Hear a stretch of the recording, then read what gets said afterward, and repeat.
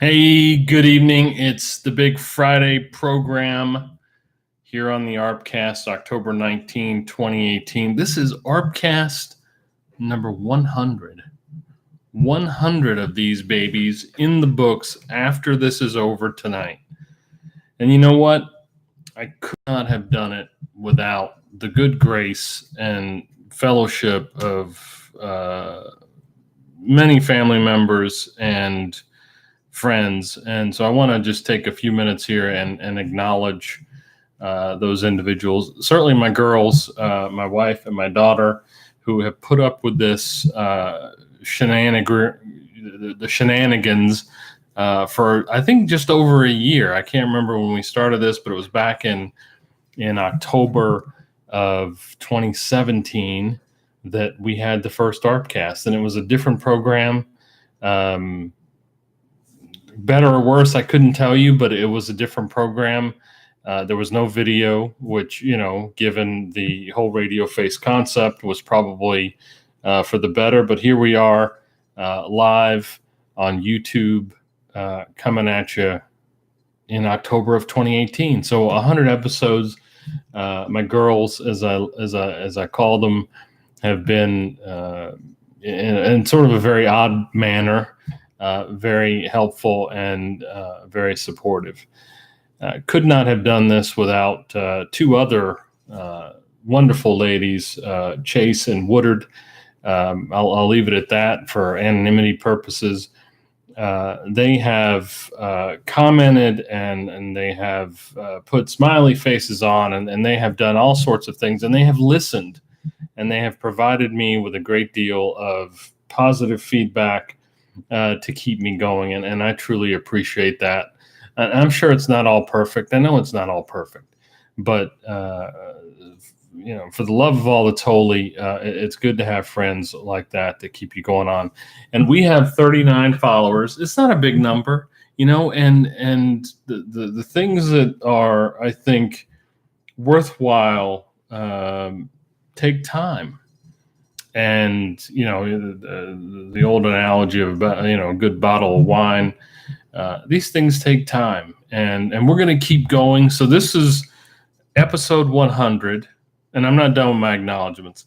Episode 100, the unofficial end of season 2. I think we started on 82 or 83 to kick off season 2. So season 1 was really long, and it wasn't planned. I'll be honest. Didn't plan this. This is just our artistic endeavor. Have a very I think it's the left side of my brain during the day, very analytic, very process-oriented, sequential, that sort of thing, with a lot of room for creativity as well. And then I think it's the right brain, left brain. I don't know. But this is the creative piece. This is art for me, good or bad. I don't know.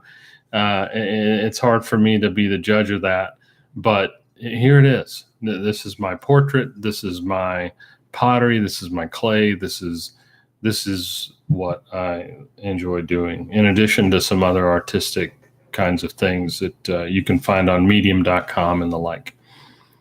So Jason J. Iser, I'm not going to keep him anonymous because I just said it. And so he was one of my first followers and continues to watch and provide me feedback. And for that, I'm very grateful. And so many others out there that have egged me on or, given me a thumbs up here or there.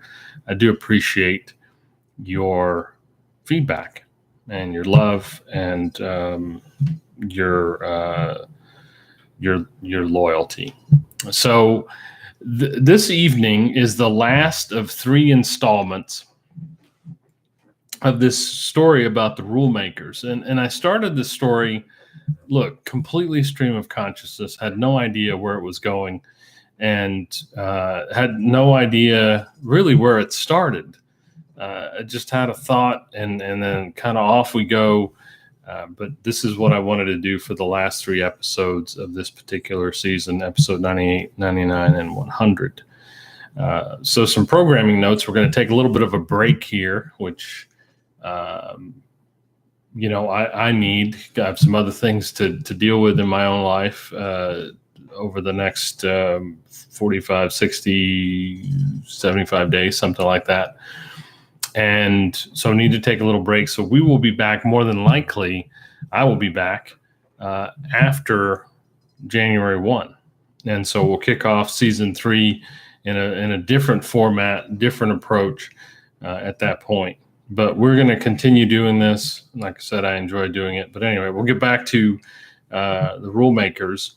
And so we find tonight in this last installment, which is a little bit longer, again, that kind of stream of consciousness approach, as much a character study as I could get out of the 3 primary characters in our story, Kaylin, Carter-Ann, and Wilhelmina. Again, have no idea where those names came. The mind is a wonderful thing. It's a treat to be able to just create, right, and just get out there. And we talked about that in the first installment of this 3-part story, or this series. And so with, no more putzing around and coming up with filler material here. Here is the 3rd installment of the Rule Makers of Shepherd's Square Lounge. So when we left them last night, episode 99, their committee meeting had come to order. And we continue. I submit that there is no way we can continue on this path, Carter-Ann states. Relationships never endure such selfishness. The other 2 ladies gaze upon their shoes, one heels, one flats. The seemingly Balinese model fixes her hair and checks her makeup. Farting takes its toll on the skin, she thinks to herself. For others, she thinks, but not me. She checks the mascara, closes her clutch, and moves to the bathroom with frivolity in her step. Kaylin and Wilhelmina stare at her as she exits the main lounge and descends into the darkness that is the bathrooms, men and women. Carter-Ann stares at them, wilting none at all because of their lack of responsiveness. Well, Carter-Ann prods a bit more. You're right, Carter-Ann. We turn more and more selfish as time marches forward. Wilhelmina, usually the last to speak, chimes in first. Kaylin questions the order.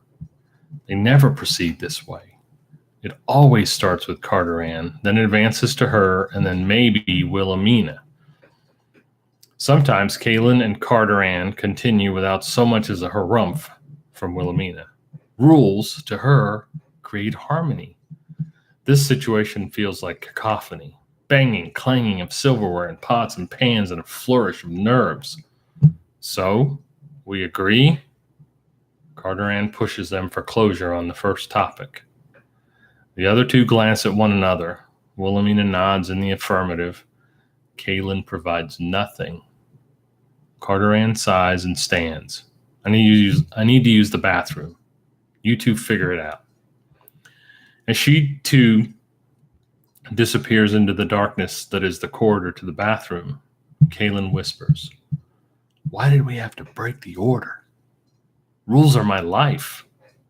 Honey, you can't live in the midst of rules and order all the time.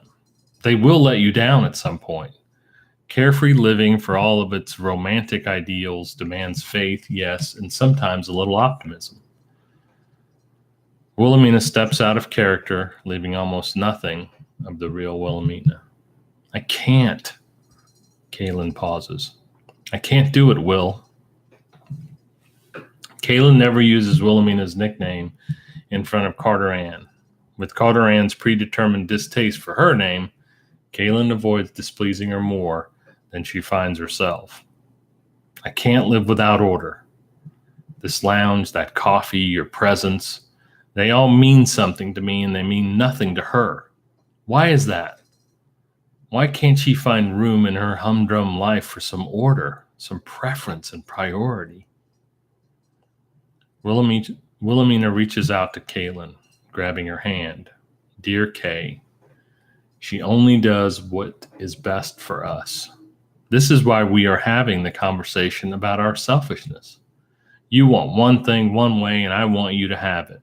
We neglect her perspective. We have these sidebar conversations, and we find ourselves stuck in time. We salvage nothing but the next meeting, the next agenda, which, as we know, is the same agenda as always. Wilhelmina manages to get out the most words she has ever uttered in close company. Kaylin breaks out in a sweat. The hot coffee adds to the sweating. This is too much for Kaylin. Kaylin pulls her hand back. Wilhelmina pulls away as well, and just in time for Carter Ann's return. She arrives back at the center of the lounge and hovers over them. She indicates with her stiff body posture that she has no intention of sitting down. Kaylin starts to break out in hives. Wilhelmina shifts in her chair, which is not easy, and kicks off her shoes. Kaylin begins to think that Wilhelmina pursues this madness only to disturb her. Why is she doing this? She thinks to herself. What purpose has she? All right, you two, calm down. I apologize for demanding more than you have to give. Perhaps it is I that am too much for us. Carter Ann sits back down. She peers around the square building, and everyone has their eyes trained on them. So it seems, anyway. Carter Ann sticks her hands out, motioning to the other two to calm down. It's as if she's flagging down a runaway boat or airliner. She shushes them. Okay, we are okay, Carter Ann. Wilhelmina again provides the first salvo. Kay, I'm sorry I teased you. I'm feeling a bit rambunctious this evening, a bit outside of myself. Kaylin thinks to herself, I knew it. Yet Kaylin does not permit such free will. Her personality splits into many pieces with such independence. No drawing outside of the lines, Kay dear. Her mother used to say such things. She misses her mother. She misses her father. They live far away, which for Kaylin is farther than the end of the street. We need new rules, ladies. We can't go on like this. Our friendship cannot endure. No relationship can. Carter Ann initiates her tirade again. I propose we not sit together one night per week. Kaylin interrupts. No, that's out. What's the purpose of having a friendship? It's just one night. Carter Ann speaks up, and Wilhelmina nods in agreement. Kaylin shakes her head no. They find the impasse every time, and they take it. Come to a decision. Carter Ann's fire pitches higher and higher. Kaylin comes back. I'm too eager to make a decision. Therefore, I cannot make one. What? What does that even mean? Carter Ann volleys. It means I have an emotional attachment to my decision. Kaylin tries to explain. Wilhelmina gestures over to the barista. He acknowledges, and after a few minutes, 3 additional coffees arrive. Kaylin takes a big slurp. Making a decision when in an emotional entanglement may, in most circumstances, lead to disappointment. But we make the rules. Wilhelmina's outburst turns heads in all 4 corners of the lounge and in a very orderly fashion. We are the rule makers, ladies. Why don't you see this? Wilhelmina loses all her breath. Kaylin curls up in the easy chair and rocks in a steady manner. No tears, no other expression, rocking to and fro. We must act. It's for our own good. Kaylin, for the first time, perks up. It's as if something wonderful fell out of the sky and into her lap. It's good for us.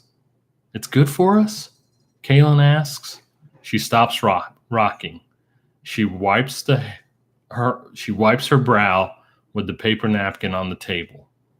Why is it good for us? Carter Ann and Wilhelmina look at each other.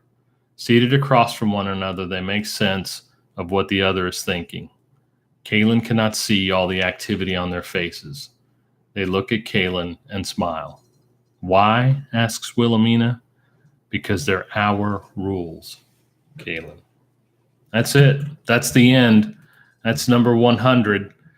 So happy that you could join me tonight and all these other nights. We'll see you back after the first of the year. This has been the ArpCast, October 19, 2018. Thanks so much. Take care.